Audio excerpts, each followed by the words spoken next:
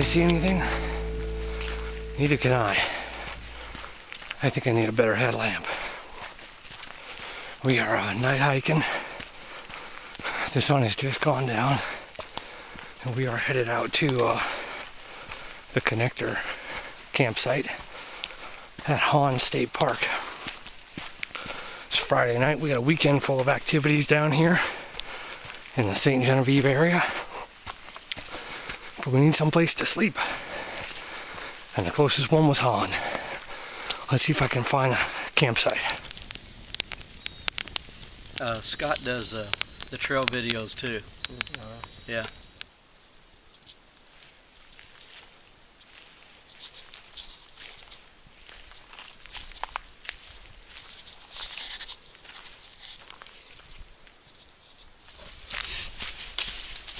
Hey guys, as you can see behind me, the sun is out. It's about 7:30 in the morning.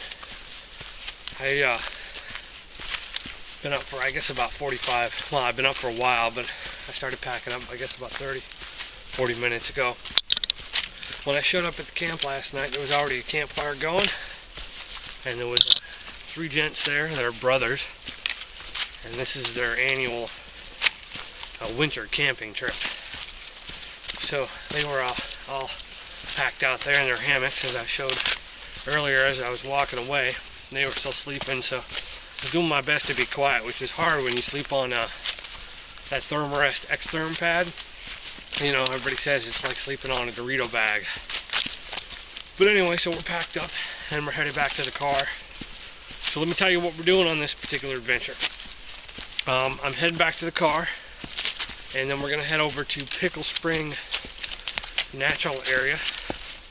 We're going to hike that, check that out. It's going to be super cool. We're going to bring the bushcraft gear for that. So it's going to be, you know, the hip belt kit and chest pack. So I'm pretty excited to get that out. I got some new gear on that. I'll talk about that later. And then we're going to head over to, I think, Elephant Rocks, which really isn't a huge super hike, but I've never been there. I want to check it out. And then we're going to Tomsock State Park. And that's the tallest point in Missouri, for those of you who don't know. And when I say tallest point, it's like one step. Okay, now we're up on the tallest point. It certainly is not a mountain by standards of people out in Colorado. Ooh, there goes a whole bunch of deer. Oh, they weren't happy with me. I'm being loud this morning and talkative. So we're going to camp out there because we have an Ozark Trail Association maintenance happening on that Tomsock section on Sunday, and that's out of the Russell Mountain Trailhead. So we're gonna do that. So we're just kind of hopping around, doing a whole bunch of stuff. I think I need caffeine and food because my mouth doesn't work. So we're gonna hike. It's only a mile, incidentally, into the connector trailhead. So pretty much we're using Hawn State Park as a motel, you know. But you need some place to camp. That connector trailhead, or that connector, what's that thing called that you sleep at? The campsite. Yeah, that's it. Wow, I'm a genius. Anyway, that's only about a mile in, and it's uphill, but it's not bad. And you get gorgeous views like this in the morning, which is super cool. You're probably blinded. There you go. Put a tree in your way. Anyway, we're hiking. I'm sure folks have seen this before. This is the Pickle Creek out at Hawn. It's a nice overlook. When you come up the hill, you're gonna hit this this trailhead. Just point this out, and it splits, and it says Whispering Pines South Loop, and it points that direction. That's actually the connector trail. It's got white blazes, so you'll go that way for the north loop. And the Pickle Creek Trail is actually on the other side of the creek. It's about 3/4 of a mile and then hooks up over there to the north loop. But this direction down here, right now where the bridge is that you cross over to the trailhead, if you continue going that direction, you'll head on the south loop, and it comes in from over there. There's a big bluff that you get on, you walk along. It's pretty cool. But this is a nice little park. If you've never been down here, I recommend it. It's a little rugged in some spots, as far as like hills and things like that, but it's a lot of fun. And the Pickle Creek trail, which heads out from the trailhead right over there, is only, like I said, 3/4 of a mile. And it's pretty cool. It goes right along the creek, lots of rocks and neat stuff like that. So there you go. Trailhead's right there. I mean, like, easy peasy. Seeing as how I left from work, I didn't want to bring a whole lot of gear. And I knew I was going to need a day pack for that maintenance that I have coming up on Sunday, and I wanted a day pack that was robust enough to hold my loppers and things like that. So I opted to bring the REI Alpine. This is a pack that I've had for about a decade, and it's awesome. There's your review for it. There's not a stitch out of place on it. You can't reach the water bottles while you're carrying it just because of the way the zippers are situated. But it's pretty cool. You know, ice act loops, and it has a little strap on the side that you could tie off an axe or something if you were carrying it and slide through the water bottle pocket. It's a panel loader, which I'm really digging.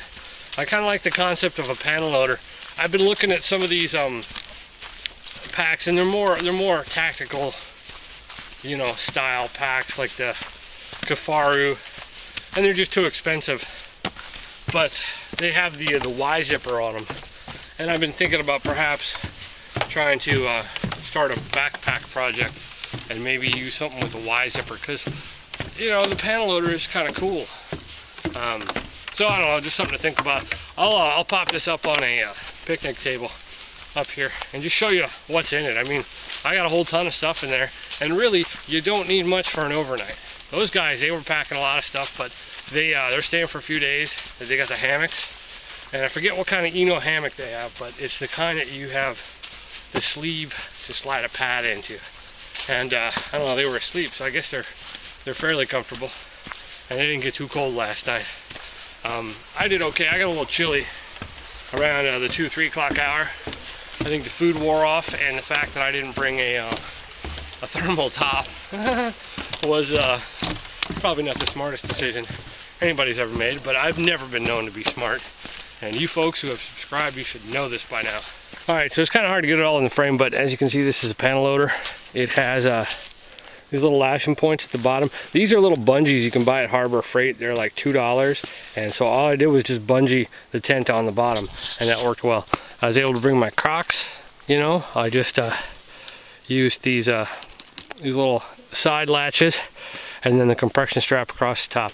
In one side I have a stainless steel water bottle and my Baco saw in case I need to make a fire. And then on this side I just had some food and a couple other junk.